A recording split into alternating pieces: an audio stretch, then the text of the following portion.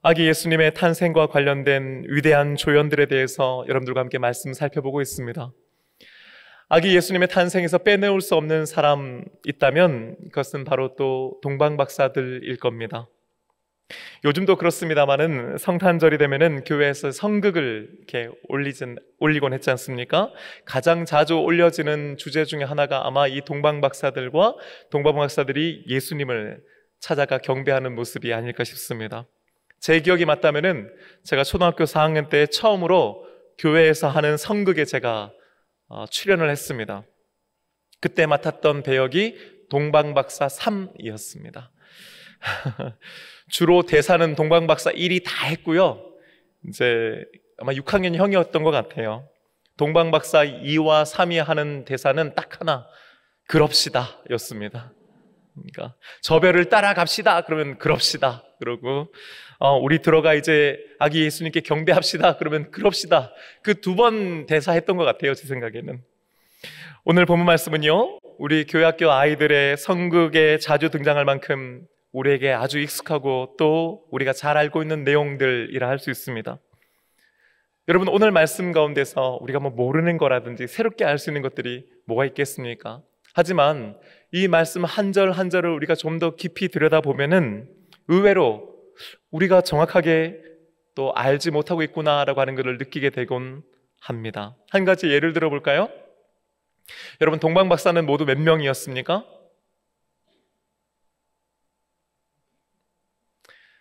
제가 이럴 때 성가대를 쳐다본다는 건 성가대의 도움을 바란다는 거겠죠?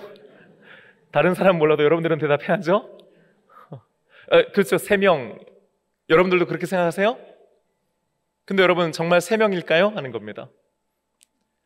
성경 말씀 보시면요, 오늘 동방박사들이라고 해서 복수형으로 기록되어 있지 그들이 3명이었다는 말씀은 어디에도 없죠. 근데 왜 우리는 3명이라고 생각합니까? 말씀의 기초했다기보다는 그 동방박사들이 가지고 갔던 예물이 3가지였기 때문에 아마 하나씩 들고 가지 않았을까라고 하는 것을 미루어 짐작해 보는 거죠. 혹은 세계적인 화가들이 이 장면을 그림으로 그렸을 때에 동방박사들을 주로 3명으로 그리고 있기 때문일 겁니다. 우리가 정확하게 알지 못하고 있는 것 중에 하나는 과연 이들이 누구인가 하는 것도 있습니다. 과연 동방박사들은 누구였을까요? 한글 성경은 이들을 동방에서 온 박사들이라고 기록하고 있지만요, 여기서 말하는 박사가 무슨 학사, 석사, 박사할 때 그런 학자로서의 박사가 아니라고 하는 것을 여러분들이 아실 겁니다. 원문을 보면요, 이들을 마고스라고 기록하고 있는데 이 마고스라고 하는 말은요, 점성술사 혹은 마법사라는 뜻입니다. 당시 고대 근동 사회에서 마고스는 주로 페르시아나 바벨론에서 사람의 꿈을 해석하는 제사장들을 일컬었습니다. 그러니까 꿈을 꾸었을 때 이 꿈의 내용이 뭔가라고 하는 것을 물어보고 또 그 질문을 받은 사람들이 그 꿈을 해몽해 주는 거죠. 그들이 바로 마고스였습니다. 혹은 하늘의 천문을 살피면서 별자리나 혹은 별의 움직임, 해성 등이 나타나는 것을 통해서 어떤 한 개인이나 국가나 사회의 운명을 점쳤던 사람들이 바로 이 마고스라고 하는 사람들이었습니다. 이 마고스라고 하는 말 자체가요, 고대 페르시아어로 위대하다라고 하는 의미를 가지고 있다고 합니다. 그러니 이 마고스가 당시의 사회에서 어느 정도의 위치에 있는 사람인지를 우리는 미루어 짐작해 볼 수 있습니다. 아무튼 우리들은 이 동방박사들이 몇 명이었는지도 정확하게 사실은 알기 어렵지만은 이들이 과연 어떤 사람이었고 무엇을 하는 사람이었는지도 사실은 정확하게 알기가 쉽지 않다는 겁니다. 그럼에도 불구하고요, 오늘 말씀을 통해서 분명하게 우리가 알 수 있는 것들도 꽤 있습니다. 그중 하나는 그 동방에서 온 박사들이 예루살렘에 왔다라고 하는 사실입니다. 그리고 그들이 이 예루살렘에 방문하게 된 동기, 그리고 여기까지 올 수 있었던 이유를 그들은 이렇게 증거하고 있습니다. 2절 상반절의 말씀 함께 읽어보십시다. 유대인으로 왕으로 나신 이가 어디 계시냐? 우리가 동방에서 그의 별을 보고. 아멘. 동방에서 그의 별을 보고 라고 했어요. 별은 동서양을 막론하고 위대한 인물을 상징해 왔지요. 여러분, 서울의 낙성대라고 하는 곳이 있죠. 별이 떨어진 곳이라는 의미랍니다. 여러분 아시다시피 고려시대의 또 명장이었던 강감찬 장군의 탄생 설화가 그 곳에 있는 곳이지요. 세계사에서도 위대한 인물, 특히 왕이나 황제의 등장은 자주 새로운 별의 등장과 연결되어서 기록되어 있다는 것을 우리는 찾아볼 수 있습니다. 아마 동방으로부터 온 박사들은 새롭게 빛나는 별을 발견하고 이 별의 의미가 바로 새로운 왕의 등장이라고 이해했던 것 같습니다. 성경은 그들이 동방으로부터 왔다고 기록하지요. 정확하게 어떤 나라, 어떤 지명을 꼽아 증거하고 있지는 않습니다. 그렇다면 동방이란 과연 어디일까요? 이들은 과연 어디로부터 온 것일까요? 역사적으로 이들을 페르시아나 바벨론 혹은 어떤 사람들은 인도에서부터 온 사람들일 것이다 라고 말하곤 합니다. 지금도 여러 가설들이 있습니다. 하지만 우리들은 여기서 그들이 가지고 왔던 세 가지 예물들을 보면서 아주 중요한 단서 하나를 발견할 수 있습니다. 그것은 바로 그들이 가지고 왔던 이 세 가지 예물, 즉 황금과 유황과 모략이 모두 아주 희귀하고 값비싼 것들이었다는 것입니다. 그리고 또 한 가지 공통점이 있다면 그것은 바로 이 세 가지 모두가 모두 아라비아 지역에서 생산된다는 것입니다. 열왕기상 9장 28절에 보면요, 당시에 황금의 주 산지는 바로 아라비아였다고 기록하고 있어요. 유황과 모략도 모두 아라비아 남부에 있는 지역에서 자생하는 나무에서부터 얻어지는 것이라고 합니다. 그리고 이 세 가지는요, 모두 당시 아라비아 사막에 살고 있던 부유한 사람들이 자신들의 부를 과시하기 위해서 가지고 있던 것들이라고 합니다. 중동의 눈으로 본 예수라고 하는 책에서 케네스 베일리라고 하는 교수가 1920년대 영국의 학자였던 비숍 교수의 이야기를 인용하여 이렇게 적고 있습니다. 비숍은요, 요르단에 사는 한 베두인 민족을 만났는데 이들은 이슬람을 믿고 있는 사람들이었습니다. 그리고 그 부족의 이름이 알코카다니였다고 해요. 알코카다니. 그런데 이 부족의 이름에 들어가 있는 코캅이라고 하는 말은요, 행성, 별이라는 뜻을 가지고 있습니다. 그래서 이 알코카다니라고 하는 그들의 부족의 이름은요, 행성을 연구하는 사람들 혹은 별을 따라가는 사람들이라고 합니다. 부족의 이름이 좀 특이하죠. 그래서 이 비숍 교수가 그 알코카다니 부족의 원로들에게 당신들의 부족의 이름은 어디에서부터 왔습니까? 라고 물어봅니다. 그런데 그러자 그 마을의 원로가 이렇게 얘기하는 거예요. 위대한 예언자인 예수가 태어났을 때 자신들의 조상들이 행성, 즉 별을 보고 따라가 서쪽 팔레스타인으로 여행해서 그분께 경배하였기 때문이라고 대답하는 겁니다. 그러니 여러분, 그냥 예수님의 이 탄생에 얽힌 이야기는 그냥 한낱 설화나 누군가에서 만들어진 이야기가 아니요, 역사적으로 분명히 있었던 사실인 줄로 믿습니다. 그것과 연결되어서 베두민족 한 부족의 이름이 지어졌다라고 하는 것이죠. 성경의 여러 기록들과 또 연구들을 통해서 오늘날에는요, 대체로 이 알코카다니 민족이 아라비아 지역에서 오랫동안 살아왔을 뿐만 아니라 그들이 별을 관찰해왔고 대대로 부유한 민족이었다, 부유한 부족이었다라고 하는 것을 밝혀내게 됩니다. 성경은 이 동방 박사들이 한 별을 보았고 그 별을 따라갔다라고 분명하게 기록하고 있습니다. 물론 성경은 여전히 그 별이 어떤 별이었고 또 어느 정도의 크기였고 어느 정도의 밝기였는지 혹은 어떤 식으로 이동했는지에 대해서는 우리에게 가르쳐주고 있지는 않지요. 분명한 것은요, 그런 일들이 있었고 박사들이 그 별을 보고 따라가 예루살렘으로 갔다라고 하는 것입니다. 그것과 동시에 성경이 강조하려고 하는 부분이 한 가지 있습니다. 그것은 바로 동방 박사들이 왜 예루살렘으로 갔는가라고 하는 것입니다. 그 이유를 2절 말씀은 이렇게 증거하고 있습니다. 우리 한 목소리로 함께 읽어보십시다.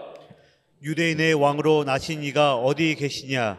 우리가 동방에서 그의 별을 보고 그에게 경배하러 왔노라 하니. 아멘. 경배하러 왔노라 하니라. 단순히 별을 연구하기 위해서가 아니었다는 겁니다. 그들이 가지고 있던 어떤 직업의식 때문이 아니었고, 혹은 그들이 지적인 어떤 욕구를 그들이 채우기 위함도 아니었다라고 하는 것이지요. 단순한 호기심 때문도 아니었다는 겁니다. 분명한 목적이 있었다는 것이지요. 그들은 새롭게 빛나는 별이 위대한 왕의 탄생을 의미한다고 생각했습니다. 그리고 그 왕을 만나기를 원했고, 궁극적으로 뭐예요? 경배하기 원했다는 것입니다. 그것을 위해서 멀리 예루살렘까지 이르게 되었다는 것이지요. 1절 하반절 말씀은 또한 이렇게 증거하는데요, 동방으로부터 박사들이 예루살렘에 이르러 말하되 하는 거예요. 여러분, 여기서 말하는 말하되는요, 그냥 한번 이렇게 말하는 게 아니에요. 원문을 보면요, 이것이 지속적으로 계속해서 반복되었다라고 하는 것을 우리는 알게 됩니다. 무슨 말입니까? 그들이 예루살렘에 도착했습니다. 생각해 보십시오. 낯선 사람들이 낯선 땅에 온 거예요. 그런데 만나는 사람들마다 붙잡고 물어보는 겁니다. 유대인의 왕으로 나신 이가 어디에 계십니까? 라고 말이죠. 그냥 한번 물어본 게 아니에요. 거리를 다니면서 만나는 사람마다 붙잡고 그걸 물어보는 겁니다. 여러분, 한번 그 장면을 상상해 보십시오. 동방에서 온 박사들이 예루살렘 거리를 거리면서 유대인의 왕으로 나신 새로운 왕을 찾고 있는 겁니다.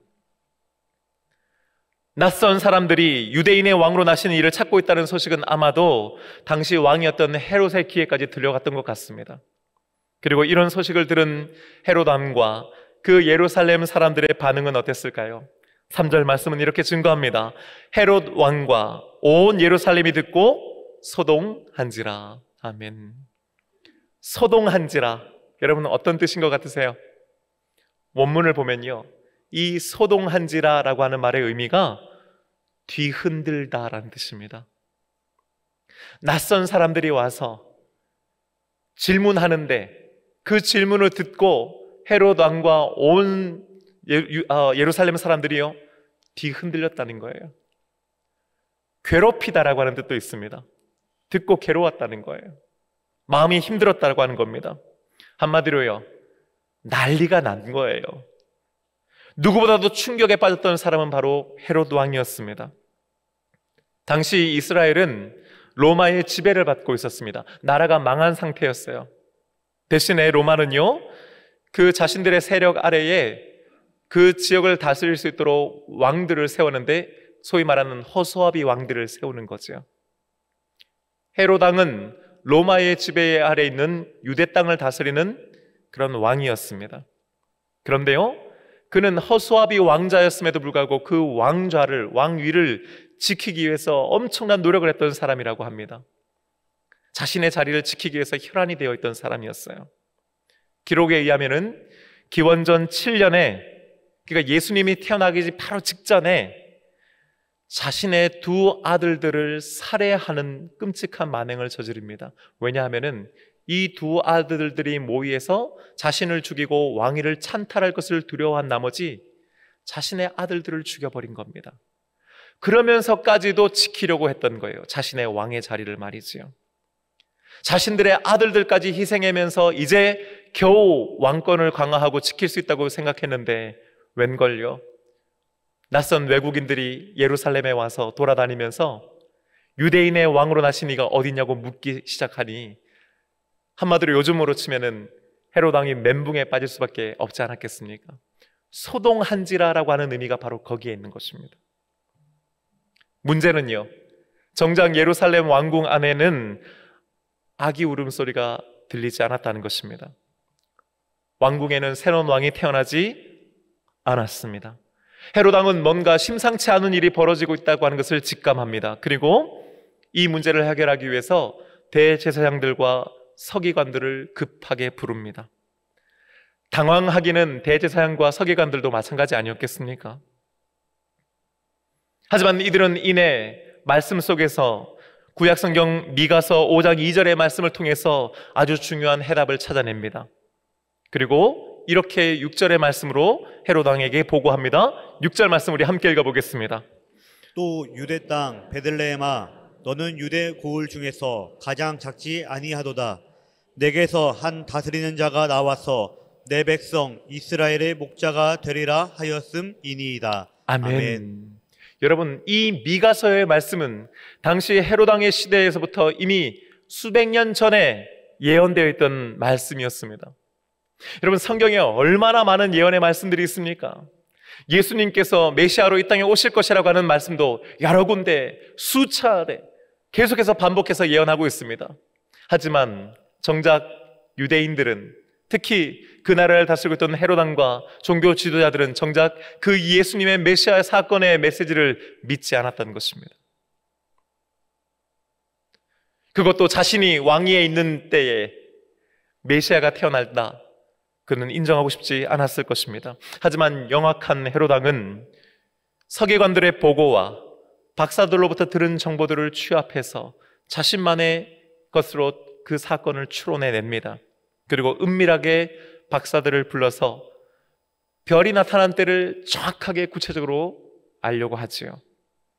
이렇게 한 이유는 이후에 성경에도 기록되어 있듯이 그때를 전후하여 태어난 모든 남자아이들을 다 죽여서 훗날의 후환을 없애기 위함이었습니다. 그리고 그는 이렇게 또한 말합니다. 8절 말씀입니다.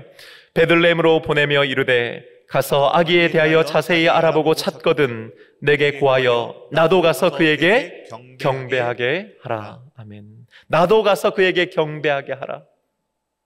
경배, 엎드려 절한다는 것이죠.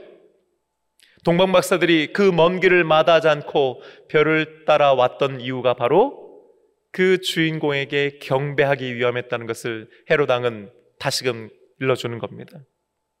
너네들 그렇지? 나도 그렇게 할 거니까, 나도 그러고 싶으니까 가서 꼭 찾아서 나에게 알려다오 하는 것이지요. 하지만 우리는 알고 있습니다. 헤롯 왕의 이 말은 거짓이지요. 만약 그가 정말로 그렇게 하기를 원했다면 그는 박사들과 함께 길을 나서 베들레헴으로 가 아기 예수님께 경배해야 마땅했습니다. 그도 그럴 것이 예루살렘에서 베들레헴까지는 불과 8km 정도밖에 안 되는 가까운 거리이기 때문입니다. 하지만 끝내 그는 아기 예수님을 찾지도, 아기 예수님께 경배하지도 않지요. 오히려 그의 관심사는 온통 자신의 왕위와 안위를 걱정하고 그것을 위협하는 대상을 찾아내서 제거하려고 하는 것뿐이었습니다.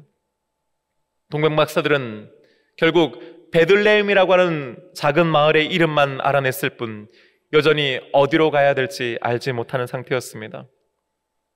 그렇게 왕궁을 빠져나왔는데 이번에 공방에서 보았던 그 별이 다시금 나타나 그들을 인도하여 주었다고 성경 말씀은 기록하고 있습니다. 저는 오늘 말씀을 묵상하면서 이런 생각을 한번 해봤어요. 저들이 처음에는 그 별을 보고 예루살렘까지 갔습니다. 그런데 성경 말씀에는 공교롭게도 예루살렘에 도착한 다음 그들이 그 별을 쫓아가지 아니하고 사람들에게 유대인의 왕이 나신 곳이 어디냐고 묻습니다. 무슨 뜻입니까? 하나님께서 보여주시는 별이 아니라 사람들에게 물어보기 시작했다는 것입니다. 그도 그럴 만한 것이 왜 그렇습니까? 물어보면 이 현지 사람들이 자신보다 더 잘 정확하게 알 거라고 그들은 생각했기 때문이겠지요. 하지만 결과는요, 그 땅에 살고 있는 사람들도, 그리고 그 땅에 가장 강력한 힘을 가지고 있던 왕도, 가장 지혜롭고 말씀에 대한 권위를 가지고 있던 종교 지도자들도 어딘지 알지 못했다고 하는 것입니다. 베들레헴이라고 하는 이름 하나만 가지고 그들이 다시 나왔을 때에 더 이상 그들이 하나님, 사람을 의지하지 아니하고 다시금 그 별을 바라보았을 때 별은 어김없이 나타나 그들을 인도하게 된 것인 줄로 믿습니다. 우리들이 살아가면서 사람을 의지하지 아니하고 하나님을 바라봐야 되는 이유 역시 바로 여기에 있는 것인 줄로 믿습니다. 사랑하는 여러분, 나라가 어느 때보다도 힘들고 어려운 지경에 있습니다. 어떤 한두 명의 사람이 아니라 하나님을 바라보는 저와 여러분 되시기를 주님의 이름으로 축복합니다. 이 위기는 사람으로 인해서 해결되는 것이 아니요, 우리 모두가 하나님께 엎드려 기도할 때에 하나님께서 다시금 우리에게 빛을 보여주시고 별을 보여주시고 우리나라와 민족을 인도해 주실 줄로 믿습니다. 그리고 마침내 그 별은 그들을 베들레헴의 한 집 위로 안내합니다. 마침내 저들이 집에 들어가 아기 예수님을 만나 뵙게 되지요. 어두운 세상에 빛으로 오신 예수님, 아니 그보다 더 어두운 우리들의 죄와 사망의 문제를 해결해 주시기 위해서 이 땅에 오신 구주 예수님, 근본 하나님의 본체이시지만은 종의 형체를 입어 이 땅에 오신 예수님, 그리하여 우리와 똑같이 이 땅에서 살며 호흡하시며 고난과 고통을 경험하신 바로 그 예수님을 만나는 영광을 그들이 누리게 된 것인 줄로 믿습니다. 아기 예수님을 만난 동방박사들의 반응은 어땠습니까? 그들은 무엇을 했습니까? 11절 하반절의 말씀 우리 함께 읽어보십시다. 시작. 보고 엎드려 아기께 경배하고 보배압을 열어 황금과 유향과 모략을 예물로 드리니라. 아멘. 마침내 저들이 아기 예수님을 만났고 엎드려 경배하였습니다. 고된 여정의 목적을 마침내 이루게 된 것이지요. 여러분, 근데 여기서 엎드린다라고 하는 말은요, 단순히 그냥 무릎과 허리를 굽힌다 정도의 의미가 아니라 이 말을 땅바닥에 댄다라고 하는 의미를 가지고 있습니다. 엎드려 경배한다라고 하는 것은요, 성경에서 그래서 오직 하나님께 예배할 때만, 하나님을 높여드릴 때만 쓰는 용어입니다. 무슨 뜻입니까? 처음에 동방박사들은 하나의 별을 보고 새로운 왕이 태어났구나를 생각하였고, 그 별이 도착한 곳이 바로 남유다 예루살렘이었기 때문에 그 예루살렘에 새로운 왕이 태어났다고 믿었습니다. 하지만 그들이 마침내 목적지인 베들레헴의 한 집에 머물러 아기 예수님을 만나게 되었을 때에 그들은 이 아기가 단순히 유대인의 왕이 아니요, 나아가 열방의 왕이요, 모든 인류의 구세주이심을 깨달아 알게 된 것인 줄로 믿습니다. 그렇기에 그들은 하나님께 드리는 것처럼, 하나님께 예배하는 것처럼 엎드려 경배할 수 있었던 것입니다. 그리고 자신들이 가지고 있던 가장 귀한 것들을, 황금과 유황과 모략을 아낌없이 아기 예수님께 드릴 수 있었던 것입니다. 우리가 성탄절을 맞이하여서 귀한 예물로 하나님께 드리는 이유가 바로 여기에 있는 것입니다. 사랑하는 여러분, 지금까지 우리들은 말씀 속에서 아기 예수님의 탄생 이야기에서 빠질 수 없는 동방박사들과 그들의 여정에 대해서 살펴보았습니다. 그들은 예수님을 만났고 엎드려 경배하였고 또 자신들이 가지고 있던 것들을 예수님께 드렸습니다. 이 말씀들 중에서 혹시 여러분들이 전혀 모르고 있던 새로운 것들이 있습니까? 반면에 여러분, 오늘 이 말씀 가운데서 여러분들은 어디에 주목하고 계십니까? 무엇이 여러분들의 마음 가운데 들어옵니까? 여러분들은 오늘 이 말씀 속에서 만약에 하나를 꼽으라 한다면 무엇으로 은혜 받기를 원하십니까? 저는 개인적으로 10절의 말씀을 묵상하면서 참 귀한 은혜를 받았습니다. 10절의 말씀 여러분 함께 읽어보십시다. 시작. 그들이 별을 보고 매우 크게 기뻐하고 기뻐하더라. 여러분 한 번만 더 읽으십시다. 시작. 그들이 별을 보고 매우 크게 기뻐하고 기뻐하더라. 할렐루야. 아멘. 그들이 매우 크게 기뻐하고 기뻐하였다는 겁니다. 이유가 무엇입니까? 별을 보았기 때문이요, 그 별을 따라가 마침내 새롭게 태어나신 왕을 만났기 때문입니다. 그런데 여러분, 여기에 놀라운 반전이 있습니다. 동방박사들 모두는 유대인들이 아니었습니다. 그들은 이방인들이었습니다. 이것이 무엇을 의미합니까?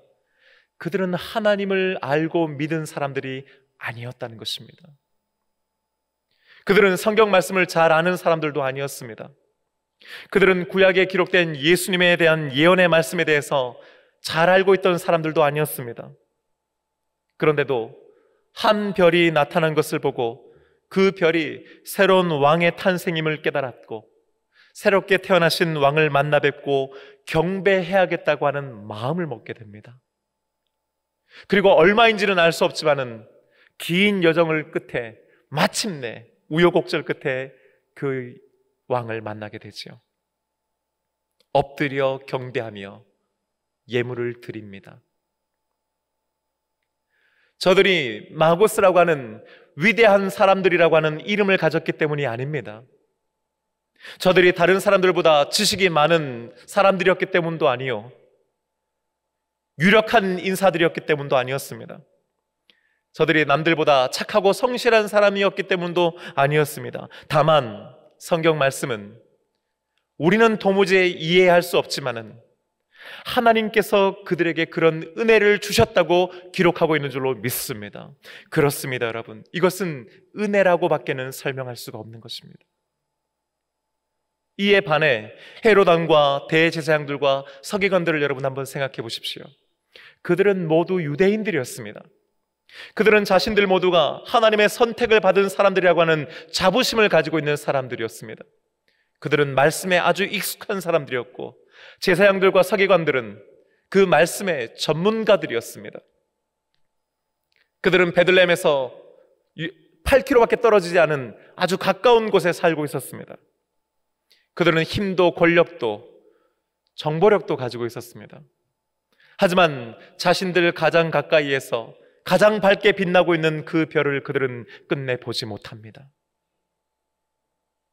그 별을 보지 못하였기에 그 별의 의미가 온 땅을, 온 인류를 구원하기 위해 이 땅에 오신 하나님의 아들 예수 그리스도의 심 또한 역시 알지 못했습니다. 저들은 오히려 아기 예수님의 오심에 대해서 당황했습니다. 소동했습니다. 불편해했고 심지어 예수님을 죽이려고 하였습니다. 조금만 시간을 내어서 함께 머리를 모아 살펴본다면은 베들레헴에서 메시아가 태어나실 거라는 것을 알고 있었음에도 불구하고 그들은 단 한 번도 메시아를 기다린 적도, 메시아가 오실 것이라고 하는 말씀에 대한 약속을 믿은 적도, 또한 그 예수님께서 오셨음에도 불구하고 만나 보기를 원치도 않았을 뿐만 아니라 엎드려 경배하기도 원치 않았던 것입니다. 어쩌면 그들은 그런 사람들이었기에 가장 가까이에서 가장 먼저 아기 예수님을 만나 뵐 수 있었음에도 불구하고 그들은 끝내 그 사실을 외면하고 예수님을 찾지 않습니다. 반면 이방인이었고 저 멀리 떨어진 곳에 있었음에도 불구하고 이 땅에 오신 새로운 왕을 기대하고 소망하고 만나 뵙기를 간절히 사모했던 동방박사들은 마침내 아기 예수님을 뵙고 가장 먼저 그 아기 예수님께 엎드려 경배하는 은혜를 누리게 된 줄로 믿습니다. 사랑하는 여러분, 우리들은 이 시간 매주 이 자리에 나와 주님께 예배를 드립니다. 비록 우리가 이 시간 의자에 앉아 있지만은 우리들은 마음으로 영으로 주님께 엎드려 경배해야 하는 줄로 믿습니다. 그런데 여러분, 이렇게 여쭙고 싶습니다. 과연 지금 이 순간 여러분께서 예수님께 예배드린다라고 하는 것이, 그 어느 때보다도 예수님께 가까이 와 있다고 하는 것이 여러분에게는 매우 크게 기뻐하는 일입니까?